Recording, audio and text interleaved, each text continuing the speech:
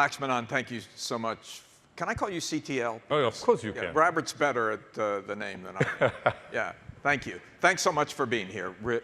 Really appreciate it, and for being such a great sponsor. Thank you. And Alan, before we start, I must compliment Almar, you and the Wall Street Journal team. I was following the way you bought event back home from Russia.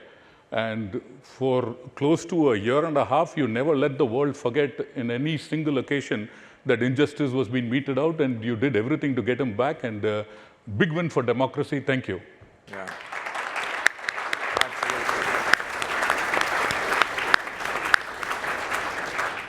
Absolutely.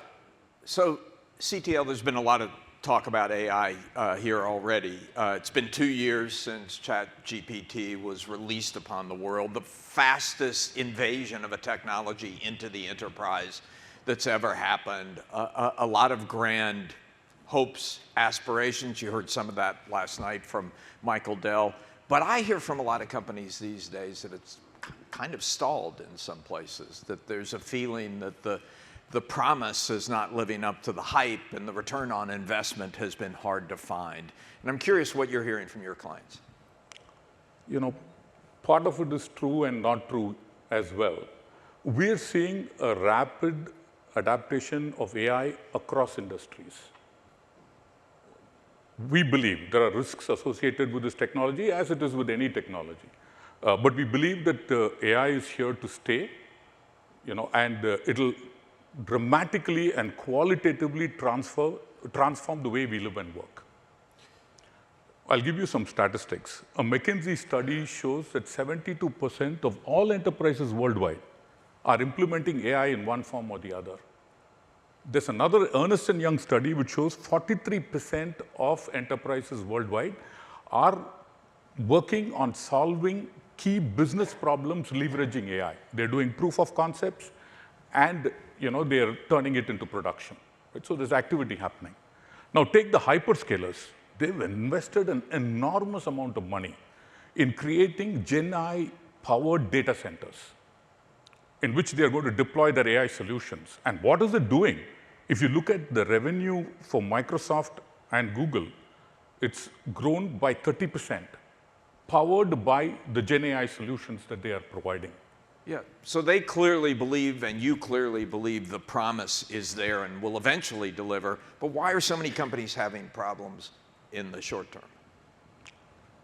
See, the problem is on a few fronts. One, a lot of talk is around the peripheral areas, right, outside the enterprise. As CEOs in this room, you should, our advice would be to tackle core business problems leveraging AI, right? And I'm going to give you some examples of how our customers have leveraged AI, Gen AI, to solve core business problems. Great. The first is Mahindra Holidays and Resorts. They have millions of members.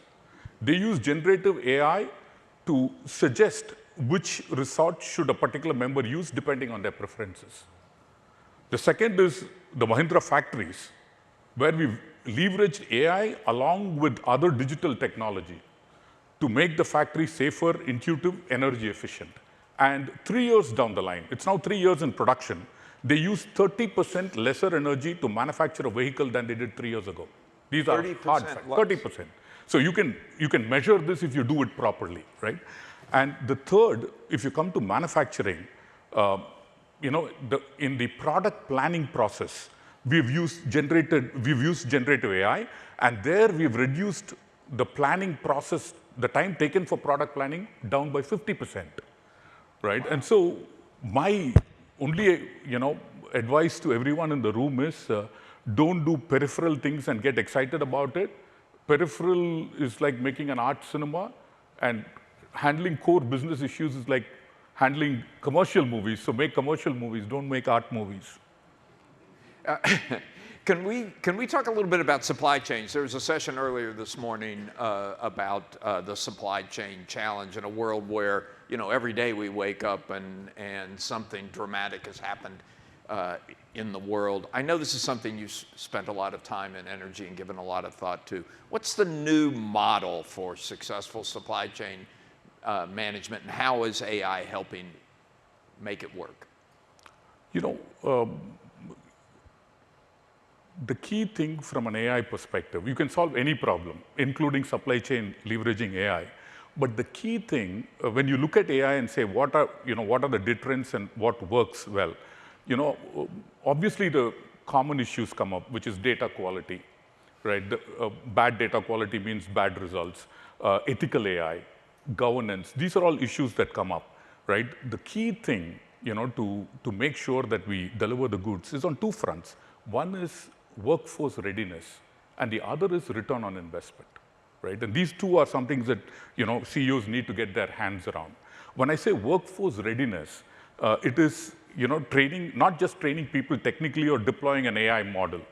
It is making the workforce mentally ready to embrace AI as a partner, right? And not as a mere tool. This is one, and two, from a return on investment perspective, we have to be clear that many times it's not clear what the ROI is, because there is upfront investment and the clarity of thought is not there as to, if I put so much money, will I get the returns? In those cases, I would strongly suggest that you turn back and do smaller projects. The important thing is, don't do it at the periphery, do it at the core of your business. So take small ones, prove the concept, and then keep enlarging it, whether it's supply chain or any other area, it will work. It works across the enterprise.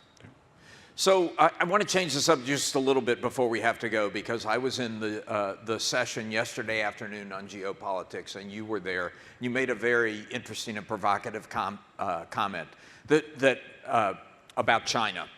Xi Jinping has made it pretty clear that sometime over the next decade he'd like to incorporate Taiwan into China. You said very sharply, the business world is not ready for that. Can you elaborate? You're absolutely not ready, right? And I'll tell you why. We've been doing this for a while from a supply chain perspective, moving supply chain from one part of the world to another. And Germany bought 56% of its energy requirements from Russia, and they thought they had no problems. So if you come back and look at American corporations, it's scary. One of our customers, 92% of their their sourcing is China, and their single largest market is the US. So they gave us an assignment saying that, why don't you move $1 billion worth? And we moved it into India, Mexico, Vietnam, and Malaysia, right? And we found it difficult to move. And once we moved, we found that in some countries, suppliers were buying 50% of their electric components from China. Now, a year ago, even I made mistakes, right? I said, China plus one strategy has to fall in place, move, everything will work seamlessly. A year down the line, I'm a lot more wiser. China has reached the status it has reached for a reason. It has delivered scale at the right quality and at the right price points, and reliably. So overnight, no one can do this. You can move, to start with, at least 15% of this away from China into other countries. And it's good for China. The world cannot be over-dependent on one country for anything, right? And so you have to diversify that supply chain. And to me, I think steps have to happen. I'll tell you where I'm worried, Alan. I'm worried that this is not a topic which is center in the minds of people in the US. Yeah, I wonder if we could get a quick show of hands. How many of you have companies that are significantly dependent in some way on supplies from China? Just raise your hand. Be honest here. Yeah, it's a lot. What's your advice to the companies that do have exposure? I mean, this is just a risk. It's not a certainty. We don't know if there's going to be a problem. It will be a problem for sure, right? Hopefully nothing happens and we're able to. China is taking good action. They're moving away from the US as a customer. They're developing new markets in Africa and LATAM, so on and so forth, right? So they've started their journey. We haven't. And I think the CEOs in this room should go back and start thinking about this seriously. What happens is if China blockades Taiwan, the island has got 18 days of energy supply, right? It's so serious. So you will have to do it, but it's not just them alone. The government has to step in. The governments in countries like India, Mexico, who are stepping in to fill the gap, they have to step in. And someone like the Wall Street Journal has to keep this, at the center and keep everyone's conscience alive. It's an interesting wake-up call for all of us. CTL, thank you so much for being here, and thank you for sponsoring. Thank you.